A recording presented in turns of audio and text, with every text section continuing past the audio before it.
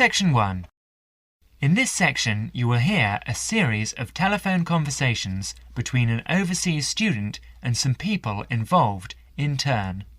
He wants to confirm some information for an international conference on computing technology.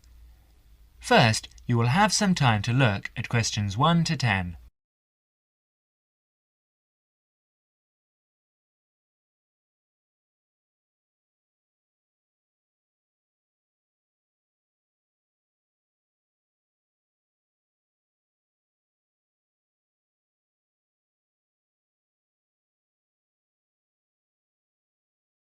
You will see that there is an example which has been done for you. On this occasion, only the conversation relating to this will be played first.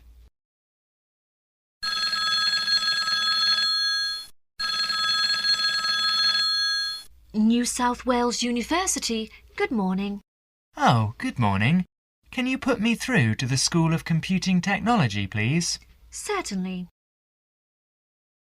The operator responds, New South Wales University, so New South Wales is provided in the space. Now we shall begin. You should answer questions as you listen because you will not hear the recording a second time.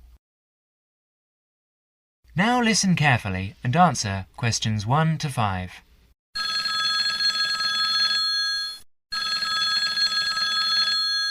New South Wales University, good morning. Oh, good morning. Can you put me through to the School of Computing Technology, please? Certainly. School of Computing Technology, Professor Dorfman's office. Oh, good morning. I was wondering if you could give me some information about the forthcoming Computing Technology 25th Conference. Dates, enrolment procedures, cost, that sort of thing. Certainly. When exactly is the conference? Well, the conference runs for 4 days from the 15th to the 18th of September. 15th to 18th September. Oh, good. I'll still be here then, and, where exactly is it being held? Is it at the university as in previous years? No, it's actually being held at the Pacific Hotel. We've rather outgrown the university conference facilities, so we've opted for this new venue. Right, Paradise Hotel. No, Pacific Hotel. Oh, right. And presumably we can get accommodation at the hotel. Yes, but you'll need to contact them directly to arrange that.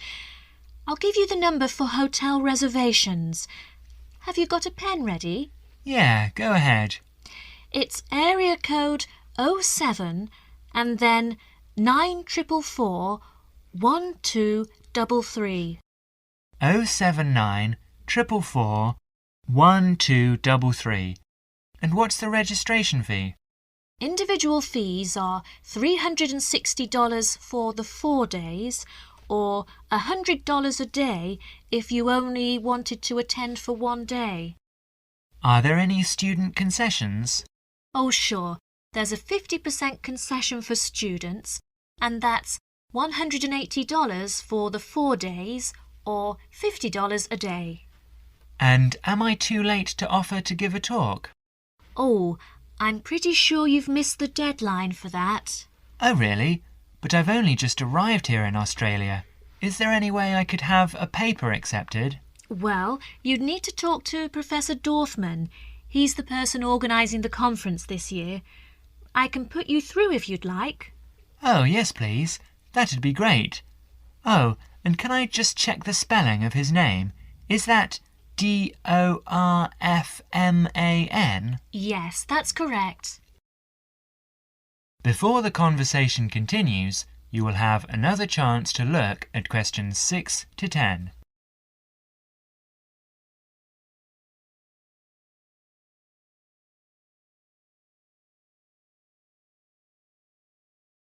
Listen carefully and answer questions 6 to 10. Professor Dorfman speaking. Oh, hello. My name's John Helston. I'm a computing technology student at London University. I'm here in Australia for 3 months, looking at educational application of computing and information technology. Right. I'm interested in giving a talk on my research at the conference, but I believe I may have missed the deadline. Well, strictly speaking, you have. The closing date was last Friday. Oh no! But we may be able to include your paper if it fits into our program. But you'll have to be quick. OK, what do I need to do? Send me an outline of your talk and make sure you include an interesting title for the talk, something to attract the delegates' attention. OK, interesting title, right. The outline should be no more than 300 words though. Right, I should be able to keep it down to 300 words, but would 400 be OK? No, not really, because we have to print it in the proceedings and we just don't have the space. Sure, I understand. And also, can you send me a short CV? The usual stuff, name, age, qualifications, that sort of thing. Right, include a brief CV. Actually, you can email it to me. That'd be quicker. Sure, what's your email address? Well, the best thing would be to send it to the Conference Administrative Officer. The address is admin in lowercase, you know, in small letters. Right. So, that's admin@anuconf.edu.au. Right, I'll do that straight away. Thank you very much. You've been very helpful. OK, well, we hope to see you in October then. That is the end of section 1. You now have half a minute to check your answers.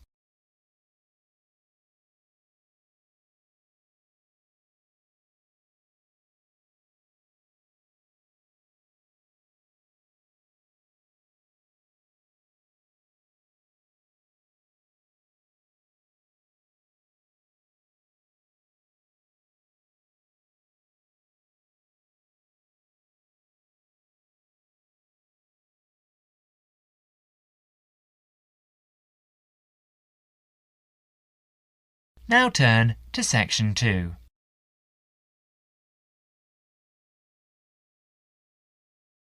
Section 2. You will hear a guide talk about cooking ginger on the radio broadcast. As you listen, answer questions 11 to 20.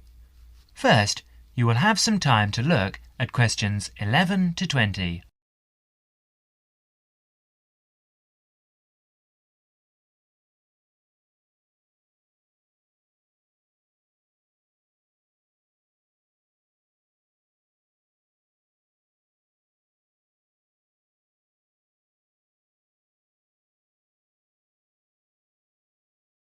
Now listen carefully and answer questions 11 to 14.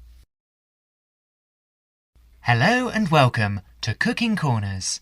And this week we're looking at the most versatile and aromatic of plants. A fairly recent addition to the list of Australian agricultural produce, but nevertheless a great favourite today, ginger. And in the studio to tell us all about it is Jennifer Johnson. Ginger is one of my personal favourite spices, and I've got a number of wonderful recipes to share with you later on in the programme. So, what is ginger? Well, actually, it's a spicy-tasting root with an aromatic flavour. It's related to the bamboo family and has 100 different uses in the kitchen. The Chinese have cultivated it for years, particularly to use in medicine, though you are probably more familiar with its culinary uses. But first, let's take a brief look at its history before we look at how it can be used, because it has a very interesting history. Ginger originated in the southern provinces of China and in India, where it had been used in medicine and food for over 5,000 years.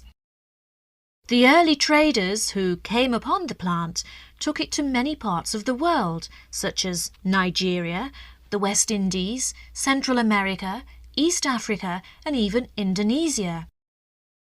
Ginger became extremely popular because of its exotic aromatic properties and was highly valued by spice traders in the 17th and 18th centuries because they were able to sell it back in Europe for a very good price.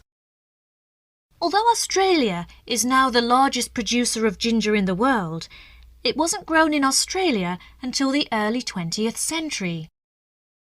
Before Jennifer goes on to explain the history of ginger planting in Australia, you will have another chance to look at questions 15 to 20.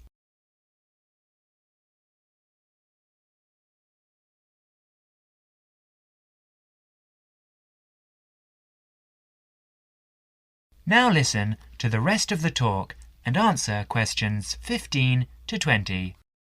Apparently, some pieces of raw ginger found their way to an area about 100 kilometres north of Brisbane in Queensland earlier this century.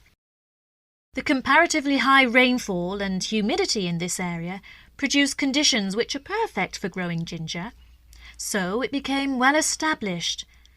But in the early days, the relatively high cost of production placed it as a disadvantage in the market by comparison with the much cheaper ginger produced by other countries with lower production costs. Then, in 1941, the supply of ginger to Australia started to run out. Remember, this was in the middle of the Second World War, when everything was in short supply. This provided a perfect opportunity for the Queensland growers to expand their production and sales. 5 local farmers got together and formed a cooperative association in a place called Buderim. They started with only £25 between them. That was in the days when Australian currency was pounds, not dollars. So they set up the company with 2 wooden vats and 14 tons of raw ginger.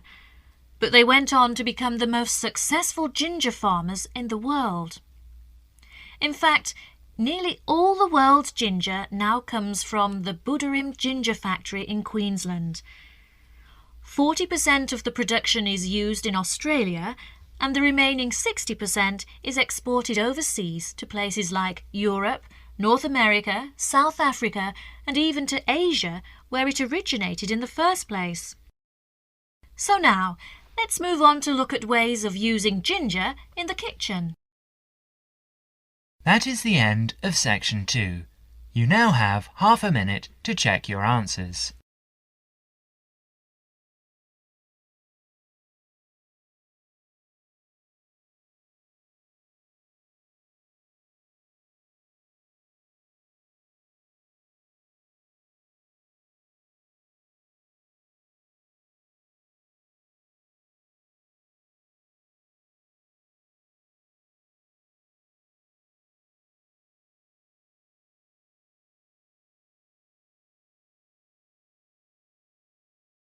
Now turn to section 3.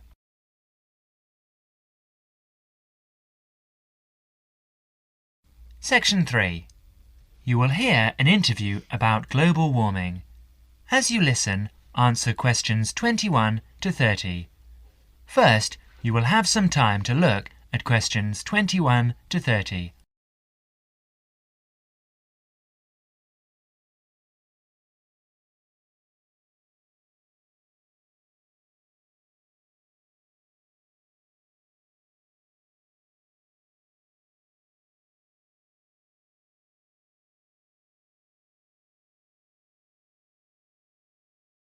Now listen carefully and answer questions 21 to 25.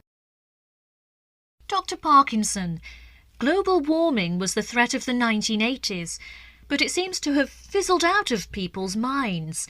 Why do you think that is? Yes, in a way you're right. I think scientists have become occupied with the task of trying to find out whether it really is happening and, if so, whether it's caused by human activities.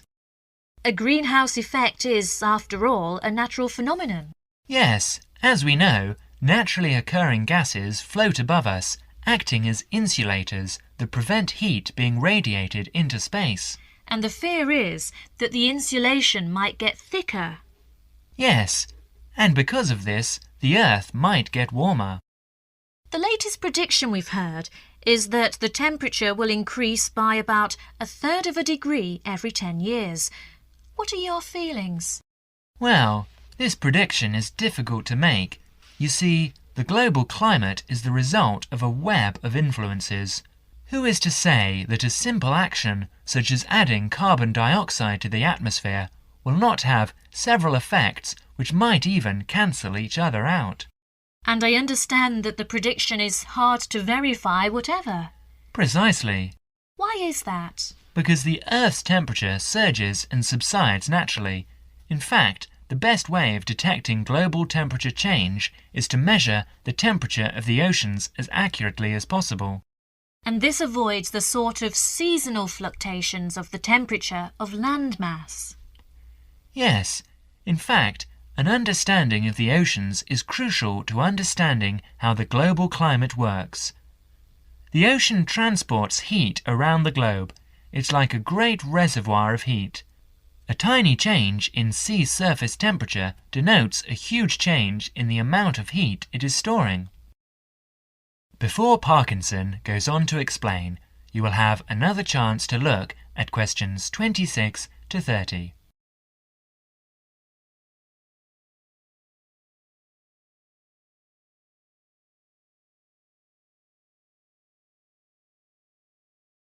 Now listen to the rest of the talk carefully and answer questions 26 to 30.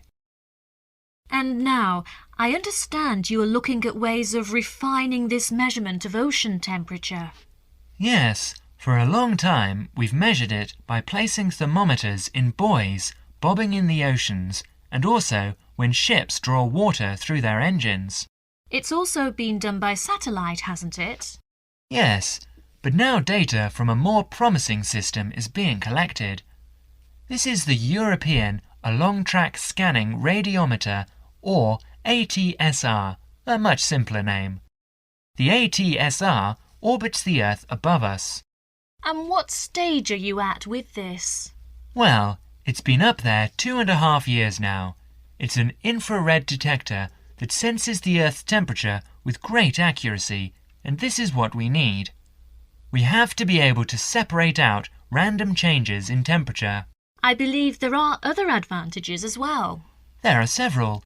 Every few days it covers the entire Earth, so it produces large quantities of data. It measures the temperature from 2 angles, which allows correction for any effects that the intervening atmosphere may be having on its readings. Its field of view has a width of 500 kilometers, and it measures the temperature to 0.3 degrees centigrade.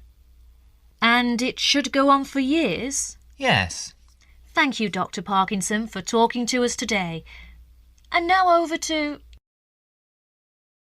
That is the end of section 3. You now have half a minute to check your answers.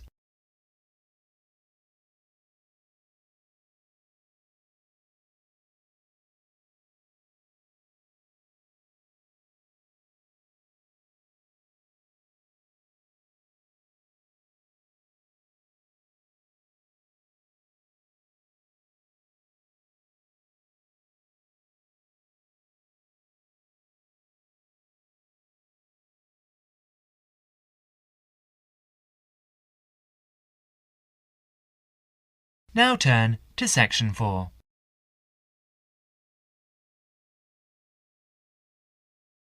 Section 4. You will hear an extract from a talk about preventative medicine, especially how students can look after their own health.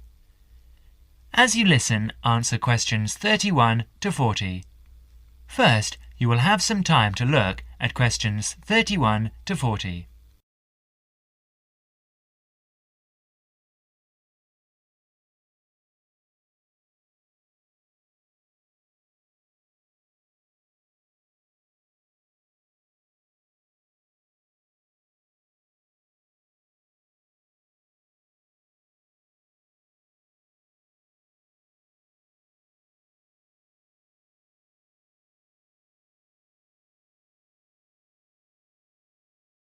Now listen carefully and answer questions 31 to 40.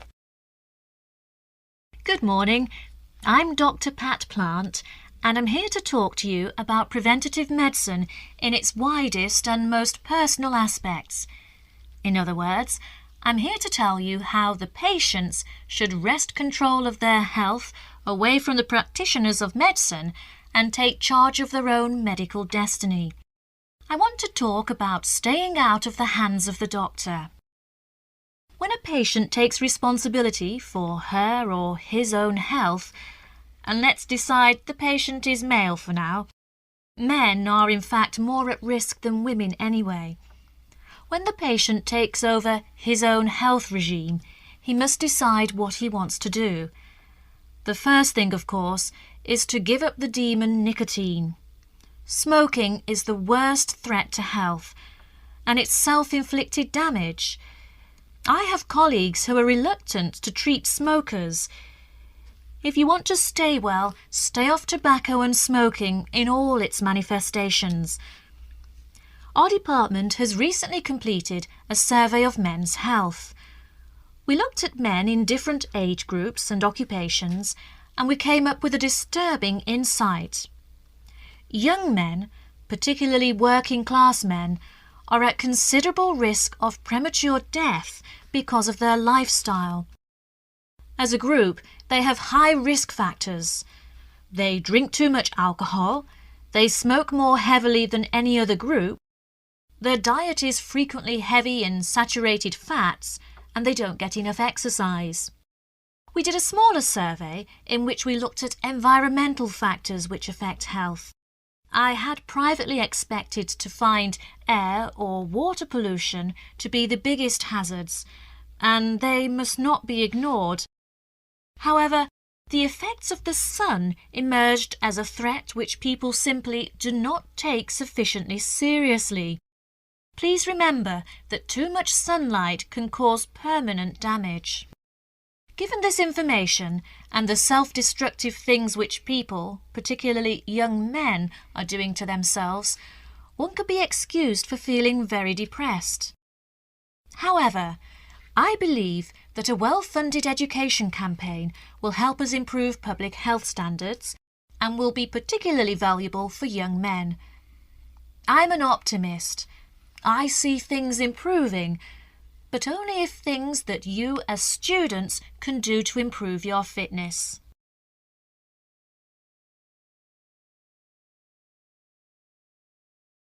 So now, I'd like to issue a qualification to everything I say. People will still get sick, and they will still need doctors. This advice is just to reduce the incidence of sickness. It would be great if disease was preventable, but it's not. However, we have power. In the late 1980s, the Surgeon General of the United States said that 53% of our illnesses could be avoided by healthy lifestyle choices. I now want to discuss these choices with you. You should try to make keeping fit fun. It's very hard to go out and do exercise by yourself, so it's wise to find a sport that you like and do it with other people. If you swim, you can consider scuba diving or snorkeling. If you jog, try to find a friend to go with. If you walk, choose pretty places to walk or have a reason for walking. Your exercise regime should be a pleasure, not a penance. The university is an excellent place to find other people who share sporting interests with you, and there are many sports teams you can join. This, unfortunately, raises the issue of sports injuries, and different sports have characteristic injuries. As well as accidental injuries, we find repetitive strain injuries occurring in sports where the same motion is frequently performed, like rowing and squash. The parallel in working life is repetitive strain injury, which may be suffered by typists or other people who perform the same action hour after hour, day after day. In this context, therefore, the most important thing to remember before any sport is to warm up adequately. Do stretching exercises and aim at all times to increase your flexibility. Be gentle with yourself and allow time to prepare for the game you have chosen to play. Don't be fooled by the term warm-up, by the way. It's every bit as important to do your warm-up exercises on a hot day as on a cool one. I think one of the recognitions is that all sports can borrow from each other. Many sports programs are now encouraging players to use cross-training techniques, that is, to borrow training techniques from other sports. Boxers have been using cross-training for years, building up stamina by doing road work and weight training, while honing their skills and reflexes. Other sports which require a high level of eye-hand coordination are following this trend, so you see table tennis players running and jogging to improve their performance, and footballers doing flexibility exercises which can help them control the ball better. All of these results are good, but the general sense of well-being is best and is accessible to us all, from trained athletes to people who will never run 100 meters in less than 15 seconds. Good health is not only for those who will achieve athletic greatness. That is the end of section 4. You now have half a minute to check your answers.